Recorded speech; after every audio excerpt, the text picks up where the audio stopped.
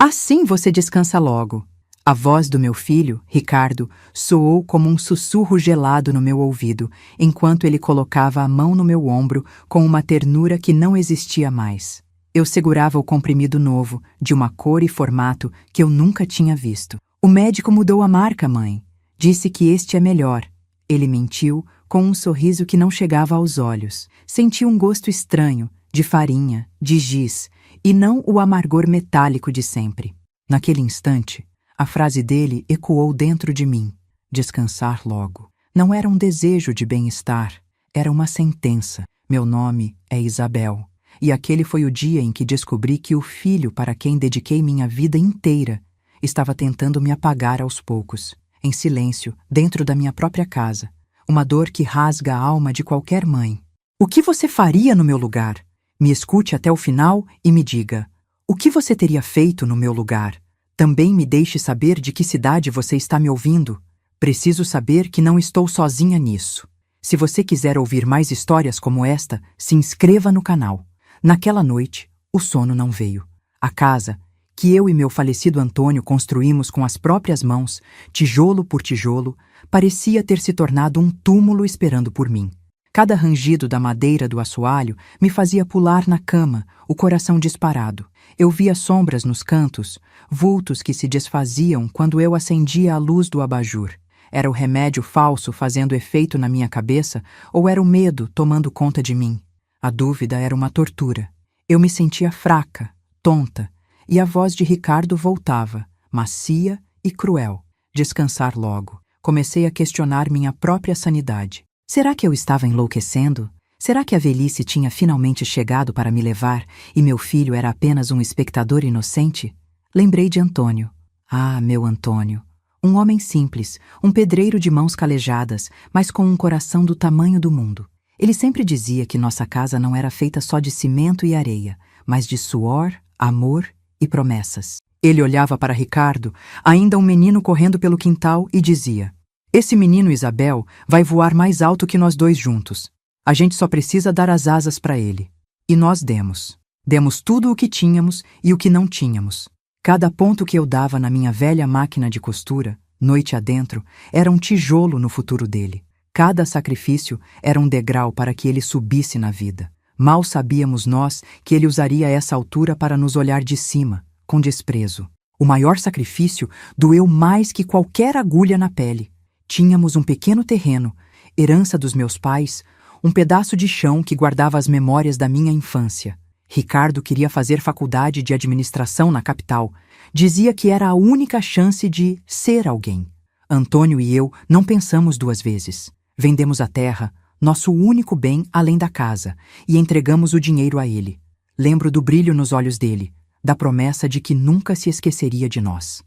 Um dia vou comprar uma fazenda inteira para vocês, ele disse, me abraçando. Hoje, o abraço dele se tornou frio e a promessa virou pó. Aquele terreno, vendido por tão pouco, hoje valeria uma fortuna. Mas o valor que perdemos não foi o do dinheiro, foi o da gratidão. Tudo começou a mudar quando ele se casou com Patrícia, uma mulher da cidade grande, com olhos que mediam o valor das pessoas pelo que elas tinham no bolso e não no coração.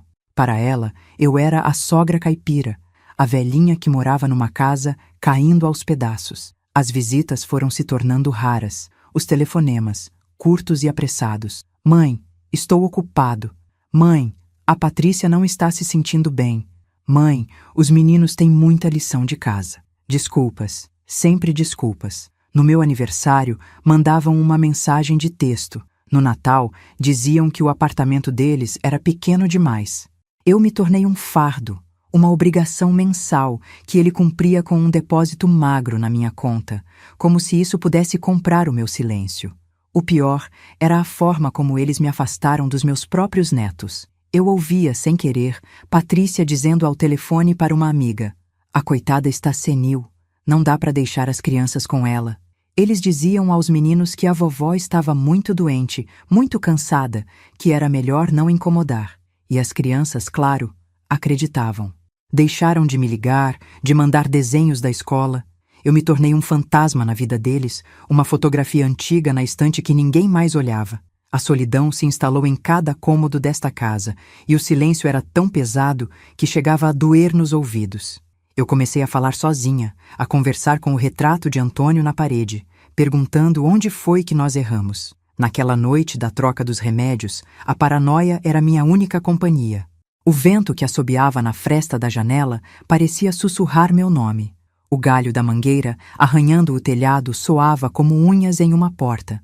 Eu me levantei, fui até a cozinha e peguei o frasco dos comprimidos verdadeiros, que eu guardava escondido. Comparei os dois. Eram completamente diferentes. O meu, pequeno e amargo. O dele, maior e sem gosto. Será que eu estava imaginando coisas? Será que era apenas uma troca de laboratório, como ele disse? A mente da gente prega peças, ainda mais quando a gente vive sozinha. Eu me sentia presa num jogo cruel, sem saber se o inimigo era meu próprio filho ou a minha cabeça cansada. No meio daquele tormento, meus dedos encontraram algo frio e familiar dentro da minha caixa de costura.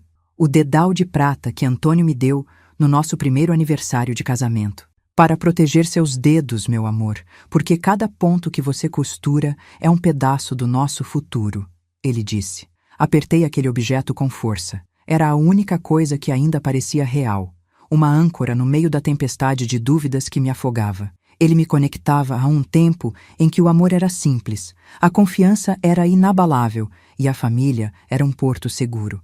Naquele momento, olhando para o dedal, senti a força do meu Antônio comigo, como se ele estivesse ali, me dizendo para não desistir, para lutar. No dia seguinte, o telefone tocou. O número era desconhecido. Atendi com a voz trêmula, esperando ser um engano. Dona Isabel, aqui é a Cláudia da farmácia do centro. Desculpe o incômodo, mas eu fiquei preocupada. A senhora está se sentindo bem? A voz da moça era jovem e gentil. Eu não entendi o motivo da ligação. Estou bem, minha filha. Por que a pergunta? Respondi. Houve uma pausa do outro lado da linha. É que seu filho esteve aqui ontem, e a receita que ele trouxe para o seu remédio do coração, bem, ela era falsa. Eu liguei para o seu cardiologista e ele confirmou que não pediu nenhuma alteração. O que seu filho levou foi só um placebo, um comprimido de farinha. O mundo parou de girar. O telefone escorregou da minha mão e caiu no chão, mas eu não ouvi o barulho. A voz da farmacêutica era a confirmação do meu pior pesadelo. Não era paranoia. Não era a minha mente me traindo. Era real. A tontura, a fraqueza, a sensação de estar sendo observada. Tudo fazia sentido. O sussurro dele voltou, nítido como cristal na minha mente. Assim você descansa logo. O descanso que ele queria para mim não era o do sono tranquilo. Era o descanso eterno. O véu da negação se rasgou. E a dor que senti foi tão profunda, tão visceral, que por um instante achei que meu coração ia parar de verdade. Mas ele não parou. Pelo contrário, algo dentro de mim mudou naquele exato segundo. O choro que estava preso na minha garganta secou. O medo que paralisava meu corpo se transformou numa pedra de gelo no estômago. A imagem da mulher frágil e assustada que se olhava no espelho se quebrou em 1000 pedaços. No lugar dela, surgiu uma outra Isabel. Uma Isabel que sobreviveu à pobreza, que enterrou o amor da sua vida, que trabalhou de sol a sol para criar um filho que agora se revelava um monstro. As lágrimas deram lugar a uma clareza fria, cortante. Eu finalmente entendi que o menino que eu embalei no colo não existia mais. Em seu lugar, havia um estranho ganancioso, capaz de tudo. E contra um estranho, a gente não chora. A gente luta. Naquele momento, decidi que o jogo havia mudado. Com o telefone mudo na mão, o mundo ao meu redor ficou em silêncio. A voz da farmacêutica ainda ecoava na minha cabeça, uma sentença que confirmava tudo. Não era loucura minha, era maldade dele. A dor da traição foi como uma facada, mas uma facada que não me fez sangrar. Pelo contrário, estancou todas as feridas abertas da solidão e da humilhação. Senti um frio subir pela espinha, uma clareza que eu não tinha há anos. A Isabel chorona, a mãe que perdoava tudo, morreu naquele instante. E do luto dela nasceu uma outra mulher, uma mulher que não ia mais esperar pelo descanso. Ela ia lutar por ele, mas do jeito dela. E a primeira coisa que eu fiz não foi chorar, foi pensar. Comecei a minha investigação ali mesmo, sentada na cadeira de balanço que Antônio fez para mim. Minha mente, que antes era uma confusão de medos e dúvidas, agora era uma máquina. Eu precisava entender o porquê. A ganância, claro. Sempre a ganância. Ele queria a casa. Esta casa, que para ele era só um terreno valioso com uma construção velha em cima. Um obstáculo entre ele e o dinheiro. Ele e a Patrícia deviam estar com pressa. Mas por que tanta pressa a ponto de cometer uma monstruosidade dessas? A casa valia algum dinheiro, sim, mas não o suficiente para justificar um crime tão cruel. Mal sabia ele que o verdadeiro valor não estava nas paredes que ele via, mas naquilo que ele nunca soube que existia. Revirei a casa, mas não como uma louca, com calma, com um propósito. Cada objeto me contava uma parte da história. Lembrei das últimas visitas de Ricardo. Seus olhos não me viam. Eles mediam os cômodos, olhavam pela janela para o quintal, calculando o tamanho do terreno. Ele perguntou, como quem não quer nada, se o IPTU estava em dia, se os documentos da casa estavam todos em ordem. Na época, achei que era preocupação de filho. Hoje, eu via a verdade. Ele estava fazendo um inventário do que seria dele. A paciência dele tinha acabado. Ele queria a herança com a herdeira ainda viva. E eles não podiam imaginar o que eu escondia em silêncio. Meu corpo se moveu sozinho em direção ao meu quarto, ao meu velho baú de costura. Não era o dedal de prata que eu procurava desta vez. Era algo muito mais profundo, um segredo que eu e Antônio guardamos por quase 50 anos. Lembrei das últimas palavras dele, a respiração fraca, o aperto de mão firme.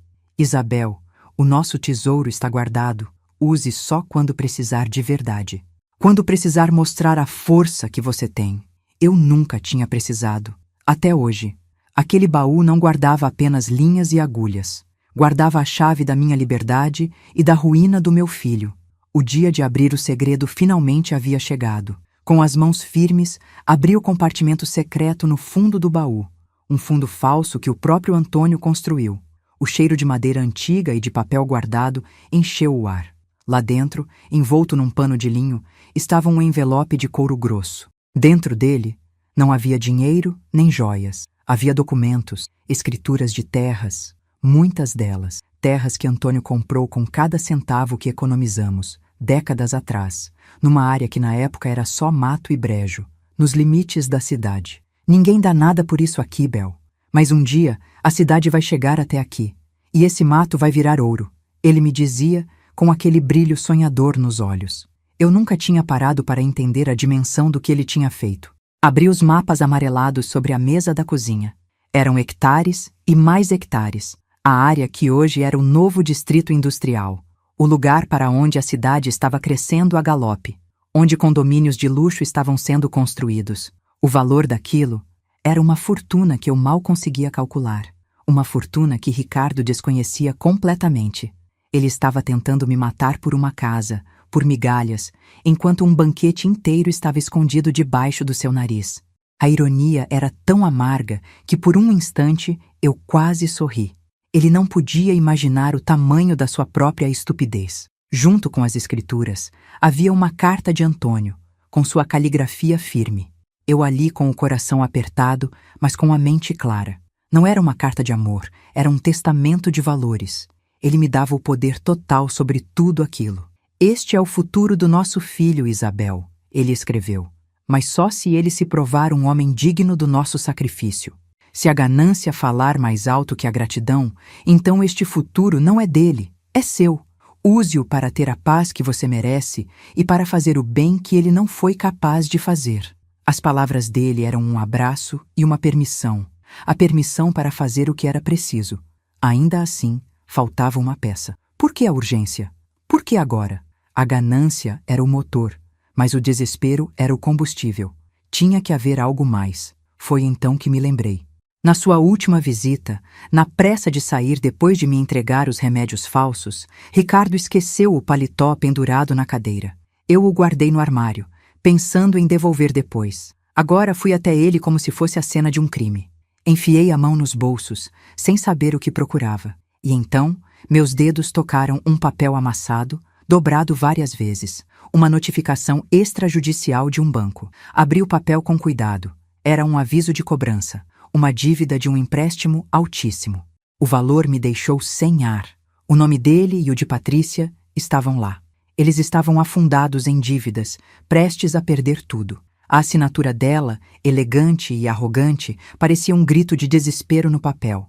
Aquela era a prova que faltava, a peça final do quebra-cabeça. Meu assassinato não era só um plano para pegar a herança. Era uma apólice de seguro para salvar a vida luxuosa que eles construíram sobre mentiras. O comprimido de farinha era a solução mais barata e rápida que eles encontraram para se livrar do problema. Aquele pedaço de papel na minha mão era mais do que uma prova. Era a sentença deles, escrita por eles mesmos. Todo o carinho falso, a preocupação encenada, as visitas repentinas, tudo se encaixou com uma clareza dolorosa. Eles não estavam apenas me enganando, estavam me caçando. E eu, dentro da minha própria casa, era a presa. Mas a presa tinha acabado de encontrar garras afiadas. Mal sabiam eles que a tábua de salvação que eles procuravam com tanto afinco se transformaria na pedra que os levaria para o fundo do poço. A ruína deles não viria do banco, viria de mim. O medo que me assombrava nas noites anteriores se dissipou como fumaça. A sensação de estar sendo observada, a paranoia, tudo sumiu. No lugar, ficou uma certeza gelada. Eu não estava ficando louca. Eu estava sendo lúcida. A casa, que antes parecia um túmulo, agora era minha fortaleza. As sombras nos cantos não me assustavam mais. Elas pareciam minhas aliadas. O silêncio não era mais opressor. Era estratégico. Eu estava no controle. Pela primeira vez em muito tempo, eu não era a vítima. Eu era a dona do jogo. E eu ia jogar para vencer. Olhei para o retrato de Antônio na parede, pendurado sobre o aparador. Seus olhos pintados pareciam me encarar com orgulho. Ele sempre disse que eu era mais forte do que pensava. Eu nunca acreditei. Agora, eu sentia essa força correndo nas minhas veias. Não era a força da juventude, mas a força da dignidade ferida. A força de uma mãe traída que se recusa a cair. Eu não estava apenas defendendo minha vida. Estava defendendo a memória do meu marido, o valor do nosso suor e a lição final que nosso filho precisava aprender, da maneira mais dura possível. Com uma calma que assustaria a mim mesma semanas antes, peguei o telefone. Meus dedos discaram um número antigo, guardado num caderninho de anotações. A voz do outro lado da linha era envelhecida pelo tempo, mas ainda carregava a mesma firmeza de sempre. Alô? Senhor Almeida? É a Isabel, a mulher do Antônio. Houve uma pequena pausa. Isabel, minha amiga, que bom ouvir sua voz. Aconteceu alguma coisa? Minha resposta foi curta e direta. Aconteceu, Almeida. Chegou a hora de que o Antônio tanto falava. Eu não precisei dizer mais nada. O silêncio do outro lado da linha foi pesado, cheio de significado. Eu podia quase ouvi-lo assentindo com a cabeça. Eu imaginei que este dia chegaria, Isabel. Sempre soube. Me diga onde você está. Estarei aí em menos de 1 hora. Ele não fez perguntas, não pediu detalhes. Ele confiava em mim, assim como Antônio confiava nele. A promessa feita no leito de morte do meu marido estava prestes a ser cumprida. A aliança estava formada. O planejamento da minha vingança, ou melhor, da minha justiça, havia começado. Enquanto esperava por ele, arrumei a mesa da cozinha. Não com pratos e talheres, mas com as provas. De um lado, as escrituras das terras e a carta de Antônio. Do outro, o frasco do remédio verdadeiro e o frasco do placebo. E no meio, como a peça central daquela tragédia, a notificação de cobrança do banco com o nome de Ricardo e Patrícia. Era a história da nossa família contada em 3 atos. Um legado de amor e sacrifício, uma traição movida pelo desespero e a justiça que estava por vir. Cada papel ali era uma arma. Quando o senhor Almeida chegou, ele não precisou de muitas explicações. Ele olhou para os documentos sobre a mesa, depois olhou para os meus olhos. Ele não viu uma velhinha frágil e assustada. Ele viu a mesma determinação que ele conhecia em Antônio. Sentamos à mesa e por mais de 1 hora não falamos de dor ou de tristeza. Falamos de leis, de cláusulas, de doações e de testamentos. O plano foi se desenhando, frio, preciso, implacável. Cada passo foi calculado para desmontar o castelo de cartas que meu filho e minha nora construíram. O plano era simples na sua execução, mas devastador no seu impacto. E a isca seria a coisa que eles mais desejavam: Peguei o telefone novamente, o coração batendo firme, mas a voz controlada. Disquei o número de Ricardo. Ele atendeu no segundo toque, a voz disfarçando a ansiedade. Mãe? A senhora está bem?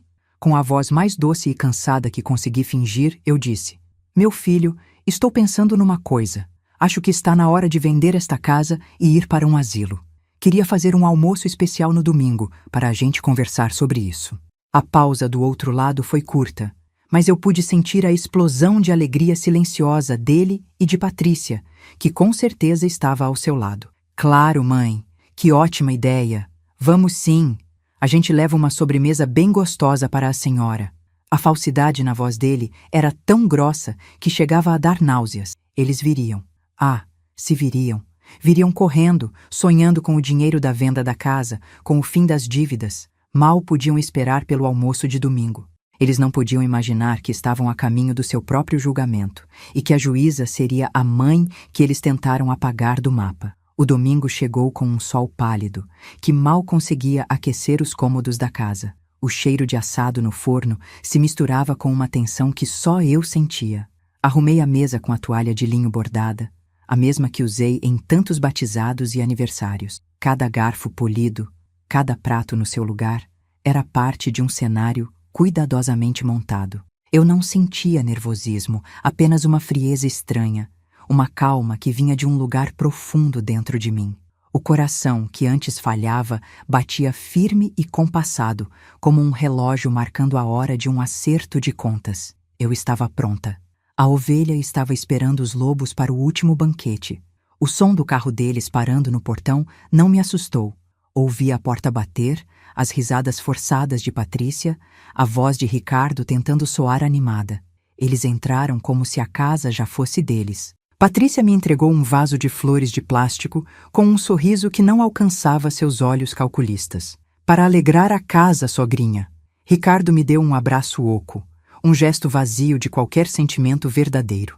Seus olhos passearam pela sala, não para me ver, mas para medir os metros quadrados que em breve seriam seus. Eles não viam uma mãe, viam um obstáculo prestes a ser removido. E a pressa deles era tão evidente que chegava a ser patética.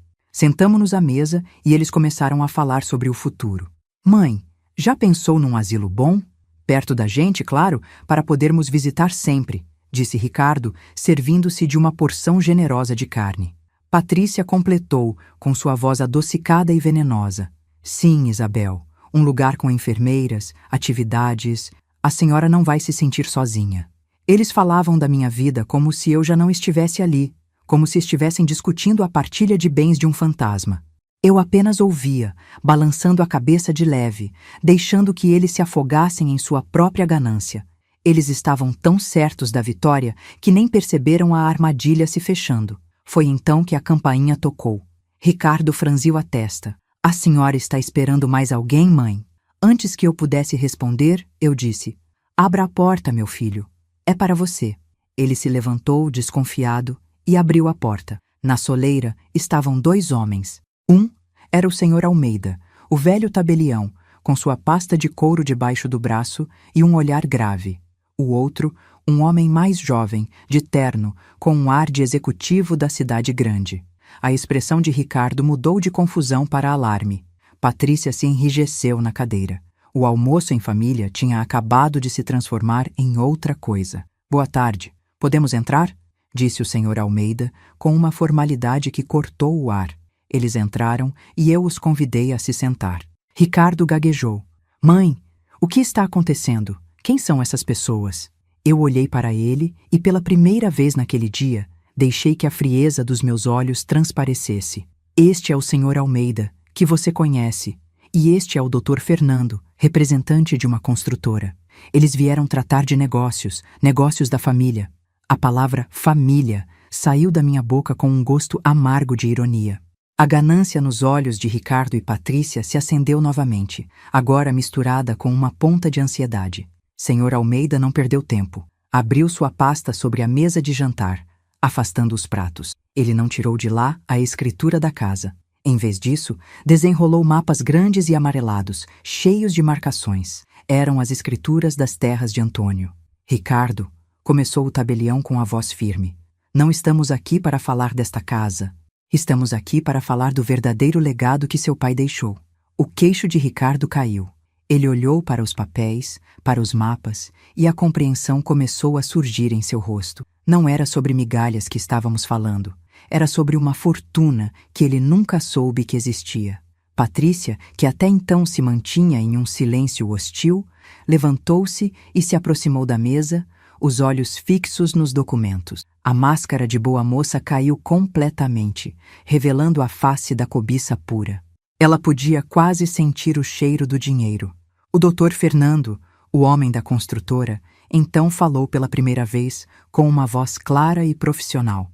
A nossa empresa tem interesse em adquirir a totalidade dessas terras, Dona Isabel. A nossa oferta oficial, registrada aqui, é de 8 milhões de reais. O número pairou no ar, pesado, obsceno. O silêncio na sala era tão profundo que eu podia ouvir a respiração ofegante do meu filho. 8 milhões. Ricardo repetiu o número em um sussurro, como se fosse uma oração. Seus olhos brilhavam com uma febre de triunfo. Ele olhou para Patrícia, e no olhar deles estava a imagem de uma vida de luxo, livre de dívidas, construída sobre o meu túmulo. Ele se virou para mim, o rosto transfigurado, e abriu os braços para me abraçar. Mãe, nós conseguimos, estamos ricos, a senhora é a melhor mãe do mundo. Ele via em mim, não uma pessoa, mas um cofre que finalmente se abrira. Ele se aproximou, exultante, pronto para o abraço da vitória. E foi nesse momento que o meu plano atingiu seu ápice. Eu levantei a minha mão, a palma aberta, parando-o a um passo de distância. Não, eu disse. A palavra foi baixa, mas cortou o ar como uma lâmina. O sorriso de Ricardo congelou em seu rosto. A sala inteira prendeu a respiração. Com a outra mão, lentamente, eu tirei do bolso do meu avental os 2 pequenos frascos de remédio. Coloquei-os sobre a mesa, entre os mapas milionários e os pratos de comida. O barulho do plástico batendo na madeira soou como um tiro no silêncio. Um frasco com os comprimidos verdadeiros, o outro com os falsos. A prova do crime estava ali, no centro de tudo. Antes de falarmos do dinheiro do seu pai, eu continuei, com uma voz que eu mesma não reconhecia, dura como pedra. Vamos falar do remédio da sua mãe. Eu apontei para um dos frascos. Este, o meu cardiologista receitou. É o que me mantém viva. Então, deslizei o dedo para o outro frasco. E este foi o que você me trouxe. O que você disse que era melhor. Eu o encarei, sem piscar, e deixei que a verdade se instalasse entre nós. O ar ficou rarefeito, impossível de respirar. O rosto de Ricardo começou a se desfigurar, passando do triunfo para a mais pura incredulidade e pânico. Então, eu proferi a sentença, as mesmas palavras que ele sussurrou para mim, mas agora ditas em voz alta, para que todos ouvissem. Você me disse, assim você descansa logo. Eu demorei a entender, meu filho, mas agora eu entendi perfeitamente o tipo de descanso que você desejava para mim. A cor sumiu do rosto dele. Patrícia soltou um som estrangulado, um misto de soluço e negação. Ela olhou para o marido, esperando que ele dissesse algo, que negasse, mas Ricardo estava paralisado, a boca entreaberta, o olhar vidrado nos 2 frascos sobre a mesa. O caçador havia sido apanhado na sua própria armadilha. Isso é loucura! Um absurdo! Gritou Patrícia, finalmente encontrando a voz. A senhora está velha, está confundindo as coisas, está senil! Mas a voz dela tremia, a acusação soava oca e desesperada. Ninguém na sala acreditou nela. O senhor Almeida olhava para os papéis, o rosto uma máscara de tristeza e decepção. O doutor Fernando, o homem da construtora, olhava de mim para Ricardo com uma expressão de nojo contido. O julgamento não precisava de um tribunal. Estava acontecendo ali, na minha sala de jantar, e a condenação era unânime. Eu peguei a carta de Antônio, que estava junto com as escrituras, e a coloquei sobre a mesa. Seu pai deixou tudo para mim, mas com uma condição, que eu só passasse este patrimônio para você se você se provasse um homem digno, um homem com gratidão, com honra. Eu fiz uma pausa, olhando fundo nos olhos apavorados do meu filho. Você não é digno, Ricardo. Você não é filho do homem que seu pai foi. Você é apenas um estranho ganancioso que eu não reconheço mais. Cada palavra era um prego fechando o caixão das esperanças dele. Então, me virei para o Dr. Fernando. Senhor, eu aceito a sua proposta, mas tenho uma condição. Todos os olhos se voltaram para mim. O valor integral da venda dessas terras será doado. Eu quero que seja usada para construir e equipar uma nova ala de tratamento infantil no hospital da nossa cidade. Uma ala que levará o nome do meu falecido marido, Antônio. Um homem que construiu coisas a vida inteira e cujo legado vai continuar construindo um futuro para quem precisa e não para quem destrói. A reação foi imediata. Patrícia soltou um grito de raiva e desespero, as mãos na cabeça, como se não pudesse acreditar no que ouvia. Ricardo desabou na cadeira, um homem quebrado, o corpo todo tremendo. O império que ele vislumbrou por um segundo virou fumaça diante de seus olhos. O senhor Almeida apenas assentiu com a cabeça, um leve sorriso de respeito no canto dos lábios. Ele sabia que a vontade de Antônio estava sendo cumprida. A justiça, enfim, estava sendo feita. Eu me levantei da cadeira e, pela primeira vez em anos, não senti o peso da minha idade. Senti a força de uma mulher que retomou as rédeas da sua própria vida.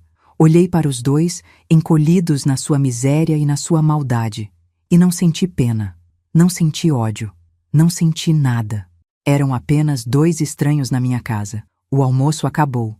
Eu disse, com a voz firme, eu quero que vocês saiam, agora. Eles não discutiram. Levantaram-se em silêncio, como autômatos. Patrícia me lançou um olhar carregado de um ódio que duraria uma vida inteira. Ricardo não conseguia me encarar.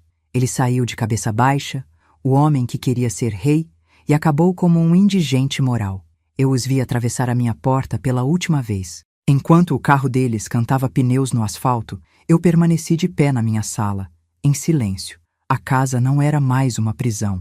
Era o meu reino. E eu, Isabel, era a sua rainha. Quando a porta se fechou e o som do carro deles desapareceu rua abaixo, um silêncio profundo tomou conta da sala. Não era o silêncio opressor de antes, cheio de medo e solidão. Era um silêncio pesado, denso, como o de uma catedral depois que a última prece foi dita. O senhor Almeida e o doutor Fernando me olhavam, não com pena, mas com um respeito que eu não sentia há muito tempo. Eu não chorei, eu não sorri. Apenas senti o peso de 80 anos de vida se assentar nos meus ombros, não para me curvar, mas para me dar firmeza. A guerra tinha acabado. Eu permaneci de pé no meu próprio campo de batalha. E a única coisa que restava era a paz conquistada a um preço altíssimo, o preço de um filho. Naquela mesma mesa onde o banquete da traição foi servido, o senhor Almeida espalhou os contratos. Minha mão, que tantas vezes tremeu ao segurar uma xícara de chá, estava firme como uma rocha ao assinar cada papel. Assinei a venda das terras. Assinei o documento da doação integral para o hospital. Cada traço da caneta era um ponto final, não apenas em uma história de ganância, mas em uma vida de submissão. Eu não estava mais assinando como a viúva de Antônio ou a mãe de Ricardo. Eu estava assinando como Isabel, a dona do meu próprio destino, a guardiã final do legado de um homem bom. O doutor Fernando apertou minha mão com uma formalidade que continha uma admiração genuína e partiu para dar início à construção de um futuro que meu filho tentou roubar. Depois que ficamos a sós, o senhor Almeida, meu velho amigo, segurou minhas mãos entre as suas. As mãos dele eram quentes e o seu olhar me trazia a lembrança da firmeza de Antônio. Você fez o que era certo, Isabel. Fez o que o Antônio esperaria de você. Ele não deixou apenas terras, ele deixou valores. E hoje você honrou cada um deles. A justiça nem sempre grita nos tribunais. Às vezes, ela sussurra em atos de dignidade como o seu. Naquele momento, uma única lágrima escorreu pelo meu rosto. Não era de tristeza, nem de alívio. Era de saudade. Saudade do homem que, mesmo depois de morto, continuava me dando forças para lutar e para vencer. Naquela noite, pela primeira vez em meses, eu dormi. Dormi um sono profundo, sem pesadelos, sem sobressaltos. A casa que antes parecia um túmulo à minha espera, voltou a ser meu lar. O vento na janela não sussurrava mais ameaças, apenas cantava uma canção de ninar. As sombras nos cantos não eram mais vultos assustadores, mas apenas o escuro tranquilo da noite. O veneno que Ricardo tentou colocar no meu corpo não funcionou, mas o veneno que ele colocou na minha alma, o medo, a dúvida, a paranoia, esse sim foi expurgado. Eu finalmente entendi o que era descansar. Não era morrer, era viver em paz, sem medo, dentro da minha própria pele, da minha própria casa. A notícia da doação se espalhou pela cidade como um rastro de pólvora, não por mim, mas pelos registros públicos. De repente, a velha costureira esquecida se tornou numa figura de respeito. As pessoas me cumprimentavam na rua, não com curiosidade, mas com um aceno de cabeça respeitoso. O nome de Antônio estava na boca de todos, associado à generosidade, ao futuro das crianças doentes. E o nome de Ricardo e Patrícia? Esse também se espalhou, mas como um sinônimo de vergonha. A história deles, a da dívida e da crueldade, vazou. A justiça pública, aquela que mancha um nome para sempre, foi mais implacável do que qualquer juiz. Eu não precisei dizer uma palavra. O silêncio deles gritava sua culpa. A derrocada deles foi rápida e completa. Sem a minha herança para cobrir o rombo que cavaram, os credores vieram com força total. Perderam o apartamento luxuoso, o carro do ano, os amigos de interesse. Soube por vizinhos que eles se mudaram para uma cidade distante, para um lugar pequeno, onde ninguém os conhecia, onde teriam que recomeçar do zero, carregando não apenas a pobreza material, mas a miséria de espírito. A ganância que era o motor de suas vidas acabou sendo o precipício onde eles caíram.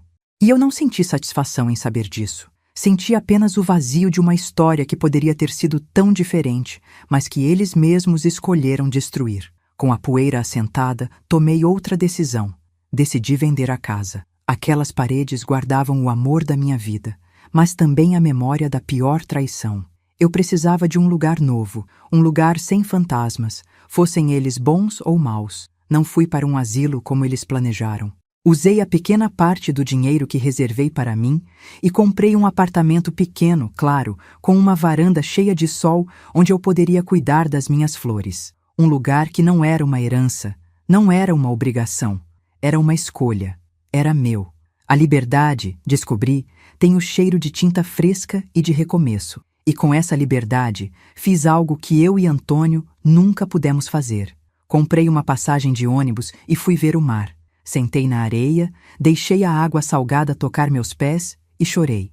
Chorei por tudo que perdi, por tudo que ganhei e por tudo que eu ainda tinha pela frente. Olhando para aquele horizonte sem fim, senti a presença do meu marido ao meu lado, como se ele estivesse finalmente realizando seu sonho, através dos meus olhos. Eu não estava mais presa ao passado, nem assombrada pelo futuro. Eu estava ali, no presente, respirando o ar puro da minha própria vida, uma vida que eu mesma salvei e que agora me pertencia por inteiro. Comecei a construir novas pontes. Liguei para a Cláudia, a jovem farmacêutica que me salvou, e a convidei para um café. Ela veio, e conversamos por horas. Ela me via como Isabel, uma mulher com uma história, e não como a coitadinha ou a velhinha senil. Nossa amizade se tornou um bálsamo, um lembrete de que a bondade ainda existe no mundo e que, às vezes, a família que a gente escolhe pode curar as feridas da família que nos traiu. Ela se tornou a neta que o destino me deu, e através dela eu senti que o mundo ainda tinha muito a me oferecer, muito além das paredes da minha antiga vida. Cortei os últimos laços que me prendiam a eles. Mudei meu número de telefone. Devolvi qualquer correspondência que chegava com o nome deles. Um dia, recebi uma carta, sem remetente, com a caligrafia de Ricardo. Não a abri. Fui até a pia da cozinha, acendi um fósforo e a vi queimar até virar cinzas. Não havia perdão a ser pedido, nem desculpas a serem aceitas. O que ele fez não foi um erro, foi uma escolha. E a minha escolha foi viver. Para um veneno como aquele, não existe antídoto, não existe cura, existe apenas distância. Um oceano de distância que eu mesma coloquei entre nós, para proteger a paz que eu lutei tanto para reconquistar. Hoje, quando olho no espelho, não vejo mais uma mulher frágil e assustada. Vejo as rugas de uma vida de trabalho, os olhos que viram o amor e a dor mais profundos, e a força de alguém que se recusou a ser apagada. Meu legado não será o dinheiro que doei, mas a história que vivi. Uma história que ensina que a dignidade não tem preço e que a verdadeira força não está em nunca cair, mas em se levantar, mesmo quando quem te empurra é o seu próprio sangue. Espero que um dia meus netos saibam a verdade e entendam que a avó deles escolheu a honra em vez da riqueza e que essa foi a maior herança que eu poderia deixar para eles. Minha jornada foi longa e dolorosa, mas me trouxe até aqui, a este lugar de calma e clareza. Minha história não é de vingança, é de justiça. É a prova de que nunca é tarde demais para retomar o controle da sua vida e para mostrar ao mundo e a si mesma o seu verdadeiro valor.